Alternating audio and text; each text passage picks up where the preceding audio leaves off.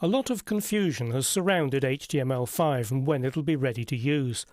The World Wide Web Consortium, the W3C, tried to spread a little love among web developers on Valentine's Day 2011 with this press release, which sets 2014 as the target. That's certainly a big advance on an earlier prediction from Ian Hicksey, the editor of the specification, who's on record as saying he didn't expect the W3C to give it formal approval before 2022. But even bringing the date forward by 8 years still begs the question, what about old browsers that don't support HTML5?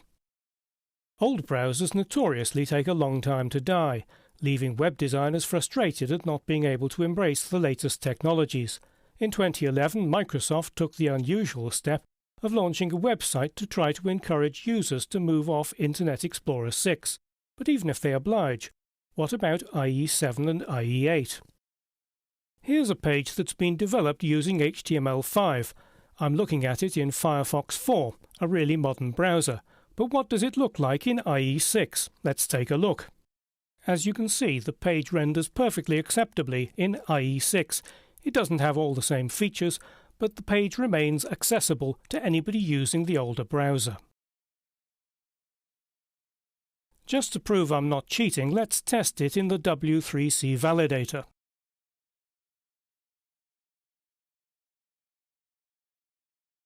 As you can see, it says the page was successfully checked as HTML5. There's a warning there, but that's simply the fact that HTML5 is still experimental, so there's nothing to worry about. Now, to be honest, the code in the file doesn't use every new trick in the HTML5 book, but one of the fundamental principles guiding the development of HTML5 is that it needs to be backwards compatible. That's why XHTML 2.0 was abandoned. It would have broken billions of legacy web pages. As long as you choose features carefully, you can start using HTML5 right now. Work on the HTML5 specification is being driven by the Web Hypertext Application Technology Working Group, working in conjunction with the W3C. The version of the specification on the working group's website calls it a living standard.